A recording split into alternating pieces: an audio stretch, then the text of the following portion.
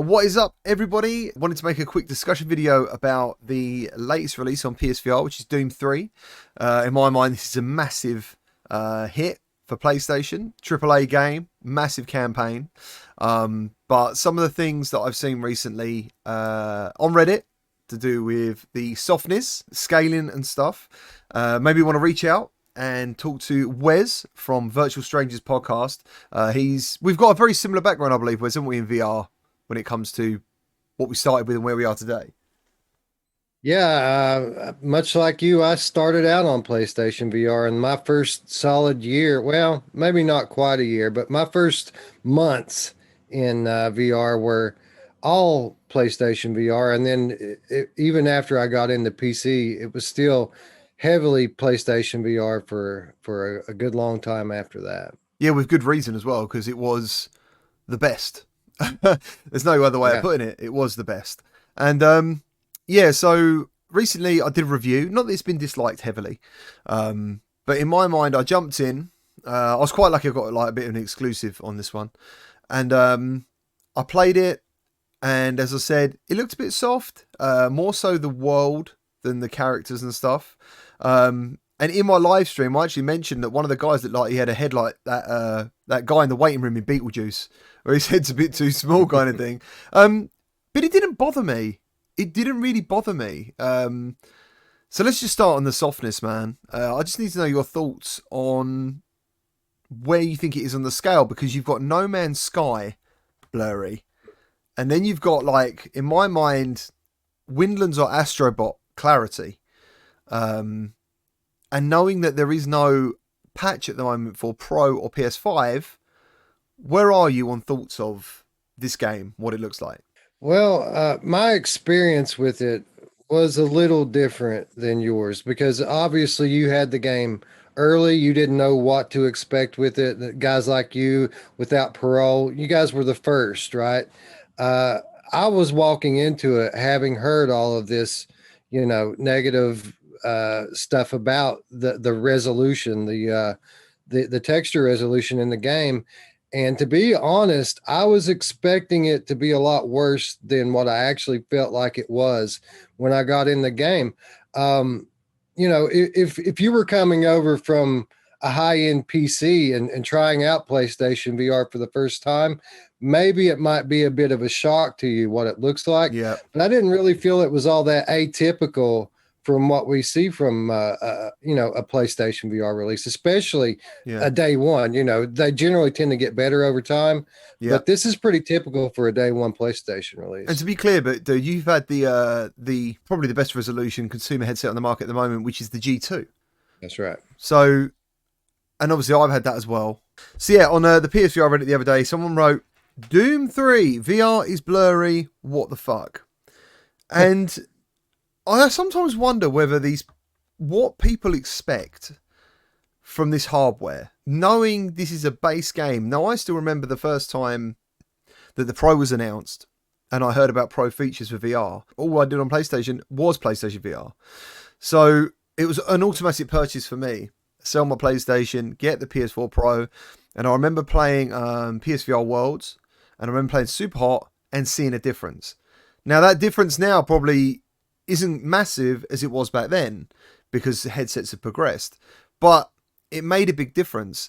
So when I went into this game and made this review, I thought of it as what it was, an OG PlayStation VR game, and it was perfectly playable. I did not think to myself, this game suffers. Like No Man's Sky for me, yeah, you had to force yourself to look past that blur. Do you agree with that? Yeah, I found No Man's Sky almost unplayable on launch on PlayStation. Now, a lot of that may have been because I did at that time have a PC to fall back on and another means to play it. But yeah, this is nowhere near the level of blur that we saw with No Man's Sky. That's good, man. That's good. I'm glad you feel the same. And to be absolutely honest, and as I say this, we did not have a pre-chat about this. This is the first I know of his thoughts. Because I said I want to record and get true thoughts, because that's what I keep seeing. And in my mind, I think to myself, at the moment, PlayStation isn't getting many games. And when you get something like this, to me, it's massive. I think it's a Ab- huge title. Yeah, absolutely. And at $20, I mean, they could have sold this thing for $30 Yep. and sold just as many of them. So whoever it was that made the call, whether it be Bethesda, probably was Bethesda, or Archaeact, I think they're kind of giving the PSVR community a bit of a gift at $20. I absolutely agree, and I'm really glad you think that, because when you're not talking to other people about this stuff and it's all YouTube comments, you start wondering if what you're thinking and what you're feeling is correct. Basically, because that was the other thing in my review, man. I was like, dude, this game is $20, £15, and you've got the main game and the content, and it works with the aim controller. Not enough games made use of that controller. Um, Yeah, and that was a big plus in this game for me because I have played the Quest version recently, and the Quest version has some advantages, quite a few advantages on the PSVR version, but PSVR has that aim controller, and that's not a small thing. Yeah, that feels great. As far as I mean, I don't know if you watch a lot of my content, but I've got gun stocks, but I don't use them because I find, even though I love real reloading mechanics, a lot of people will say to you, "There's the best thing about PC VR is that you actually physically reload guns. Using an LMG in Pavlov is fantastic. Onward, people say they don't like it. I love it. Um, so with the aim controller, it's like an arcade experience. You press a button, things happen. But holding that gun and having that haptic feedback, I think is still not bettered on PC.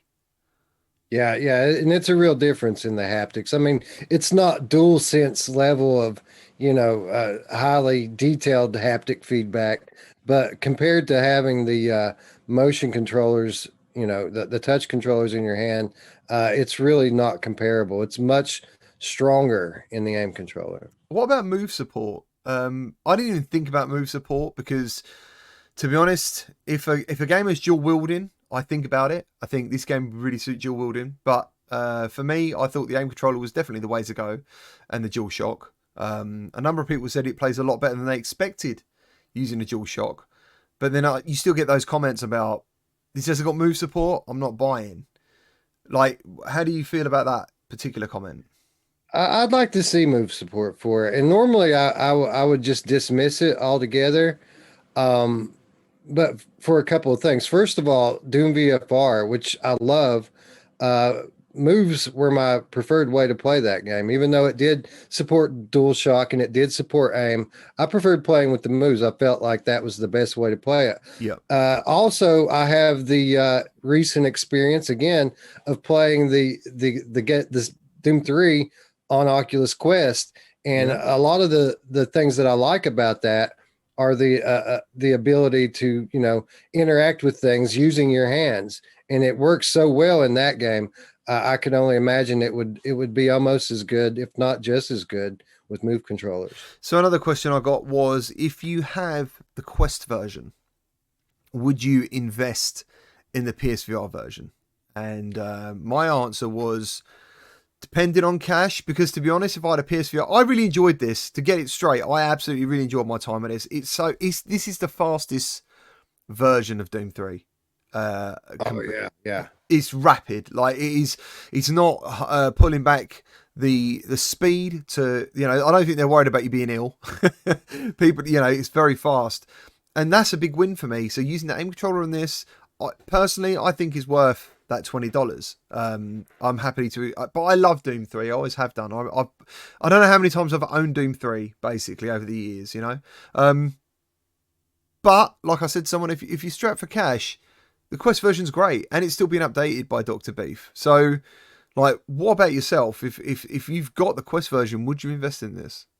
It depends again, not only on your financial situation, but what really appeals to you in VR. I mean, if you're a graphics whore, then you're probably going to prefer playing it on Quest. And it was Mm. funny because I'm currently, what I've been doing for the last day is comparing them, because on our show tonight we're going to do a comparison of all three versions, and I've been comparing them, and I expected that the texture resolution on the Quest version to be greater than what we saw on the PSVR version, which does have that bit of blur to it.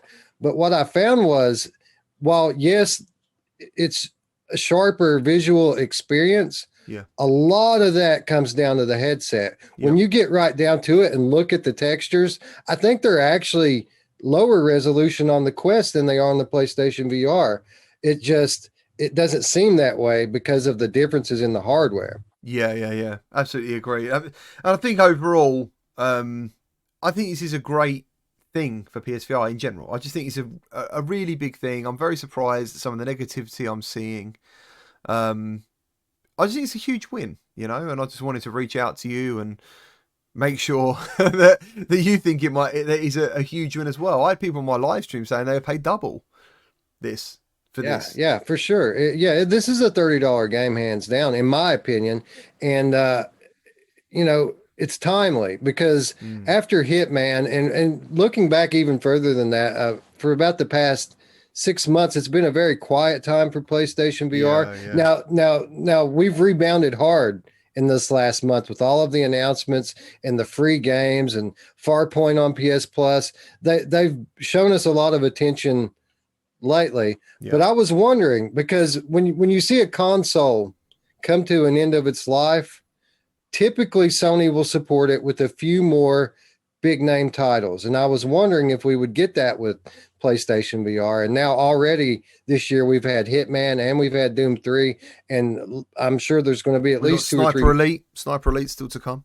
Yeah. So we're going to have some big titles come throughout the rest of this year.